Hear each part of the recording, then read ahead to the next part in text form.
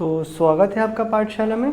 तो जैसे टॉपिक का नाम है लॉसेस ऑफ द ट्रांसफार्मर, तो लॉसेस तो हम पढ़ेंगे ही, साथ ही साथ में हम देख लेते हैं पहले इसका एप्लीकेशंस कि इसको कहाँ कहाँ पे यूज़ करते हैं। क्या बात है, क्लियर है? तो पहला जो आपका एप्लीकेशंस में आता है ना, पहला जो हमारा एप्लीकेशन आता है ट्रांसफार्मर का, वो आपको सबको पता है बहुत सारा चीज़ें, तो मैं कुछ इंटरेस्टिंग वाले उठाऊँगा आपके लिए, ठीक है। तो पहला जो होता है एप्लीकेशन, वो होता है कि लॉन्ग जो बड़े बड़े जो ट्रांसमिशन लाइन होते हैं ना, उसमें लिखा होता है ना 2000 वोल्ट 20,000 वोल्ट, उसका फंडा आज क्लियर करेंगे, ठीक है। तो इन लॉन्ग ट्रांसमिशन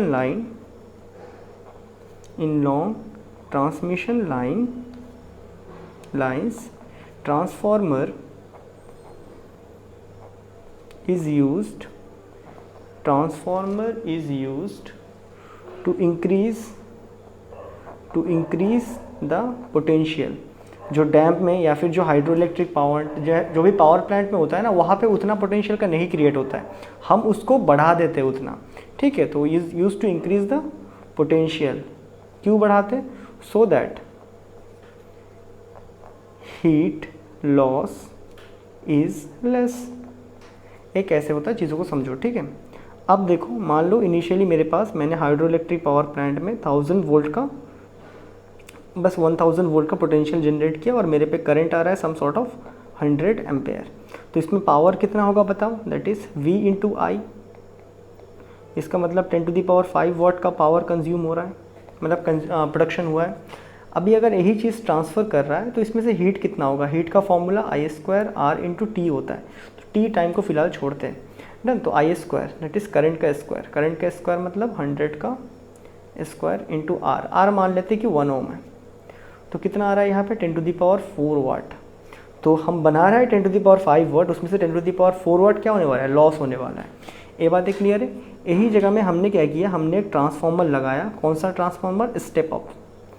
तो स्टेप अप क्या करेगा? पोटेंशियल को बढ़ाएगा। तो सपोज मैंने इसका पोटेंशियल को बढ़ा के कितना कर दिया, ट्रांसफार्मर से इतना वोल्ट कर दिया, डन है। तो इस केस में अभी पावर कितना होगा?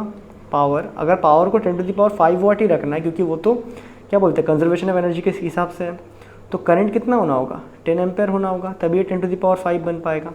तो इस केस में देखते हैं हीट कितना लॉस होता है। इस केस में हीट दैट इज़ करंट कितना है? 10 का स्क्वायर और साथ में आर, I²R। तो 10 × 100 वाट ओनली। तो दिख रहा है ना, जैसे ही हमने पोटेंशियल को बढ़ाया, करंट कितना, अभी हीट के फॉर्म में कितना, बहुत ही कम लॉस हो रहा है। इसीलिए जो बड़े बड़े ट्रांसमिशन लाइंस होते हैं उसमें इतना ज़्यादा पोटेंशियल यूज़ किया जाता है। क्यों? क्योंकि उसमें लॉसेस सबसे कम होते हैं। ये बात है क्लियर? लगभग 95% से ऊपर हम लोग सेव करके पहुंचा देते हैं इलेक्ट्रिसिटी को, क्योंकि इलेक्ट्रिक पावर को भाई बचाना पड़ता है, नहीं तो इतने लेबर वगैरह काम करते हैं वहाँ पे, फिर एनर्जी हम लोग यूज़ करते हैं, हमारा एनर्जी गवर्नमेंट का फिर नहीं हो पाएगा ना, ठीक है। अब सेकेंड जो पॉइंट होता है वो होता है आर्क वेल्डिंग में, भी बड़ा फैसिनेटिंग होता है। देखो, मैंने यहाँ पे एक लॉन्ग ट्रांसमिशन में स्टेप अप लिया है और एक होता है आर्क वेल्डिंग में। इसमें क्या करते हैं बेसिकली, आर्क वेल्डिंग में आपने देखा है ना, वेल्डिंग करते हैं। इसमें क्या करता है, यहाँ पे एक लगवा देता है आपके पास step down transformer, step down. तो स्टेप डाउन क्या करता है? पोटेंशियल को घटाता है। सपोज मैंने घटा के पोटेंशियल को 10 वोल्ट कर दिया, यही सेम सप्लाई से है, डन। तो करंट यहाँ पे कितना रहना पड़ेगा? इतना एम्पेयर का करंट रहेगा। ये बात क्लियर है? तो यहाँ पे हीट कितना प्रोड्यूस होगा जब मैंने स्टेप डाउन करूँगा इस करंट को? तो हीट कितना प्रोड्यूस होगा? 10⁴ ऑलरेडी करंट है, इसका स्क्वायर इंटू 1 ओम का रेजिस्टेंस, दैट इज़ 10⁸ वाट का हीट प्रोड्यूस होगा। और ये इतना ज़्यादा हीट होता है, सपोज़ मेरे पे अगर कोई मेटल हो ना, यहाँ पे अगर मेरे पे एक मेटल है, डन, और मैंने ये जो स्टेप डाउन किया, इसको मैंने यहाँ एक इलेक्ट्रोड से, ये भी एक मेटल इलेक्ट्रोड होता है, इसको कनेक्ट कर दिया। और देखो 2 एंड होता है, उसका जो दूसरा एंड है उसको नीचे इस तरह कनेक्ट कर दिया जाता है इस मटेरियल से। तो जैसे ही यहाँ पे इसको रखते हैं ना, यहाँ पे इतना हीट प्रोड्यूस होता है कि ये जो मेटल है ना, ये मेल्ट होकर यहाँ चिपक जाता है। ये बात है क्लियर है? जो स्पार्क निकलता है ना, क्यों निकलता है? क्योंकि उतना ज़्यादा हीट होता है कि मेटल वहाँ पे मेल्ट होना शुरू कर देता है। ये बात है क्लियर है? तो 2 स्टेप अप हम कहाँ पे यूज़ करते हैं? Step up in long transmission line. Arc welding में हम यूज़ करते हैं, arc welding is done by the help of, किसके हेल्प से करते हैं? हेल्प ऑफ कौन सा? Step down transformer. ये बातें क्लियर है? तो 2 एप्लीकेशन देख लिया हमने। अब हम बात कर लेते हैं लॉसेस के। इसके बाद भी बहुत सारे एप्लीकेशन हैं, गूगल में सर्च करके देख सकते हो, वैसे 2 फिलहाल के लिए एनफ है।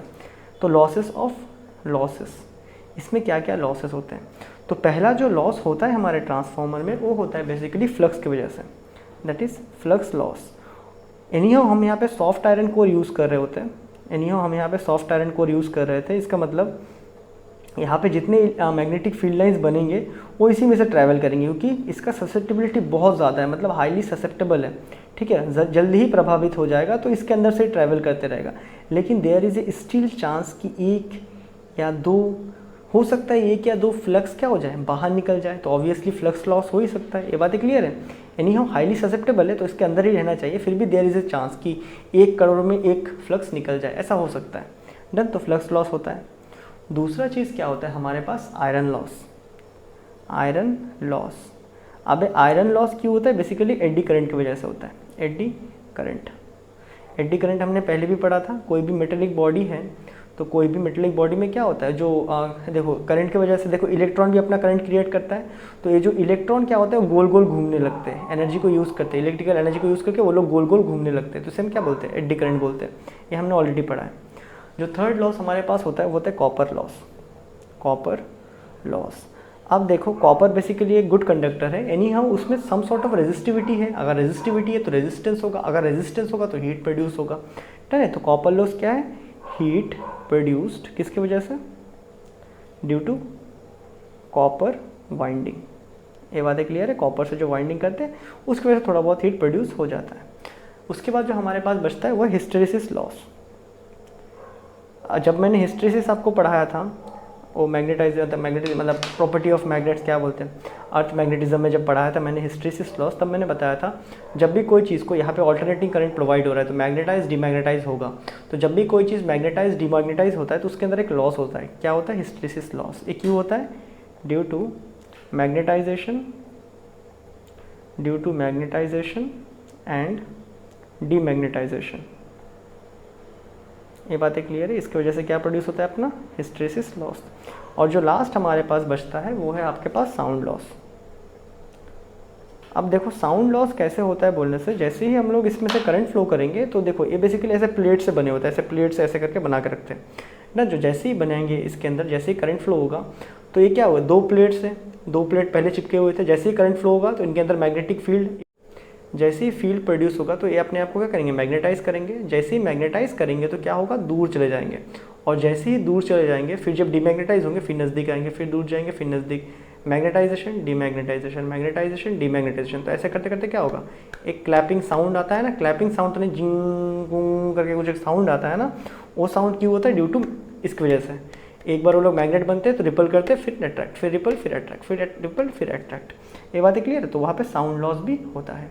ये बातें क्लियर है, एक क्यों होता है, ड्यू टू ए बी उसी मैग्नेटाइजेशन एंड डीमैग्नेटाइजेशन, ये भी उसी की वजह से होता है।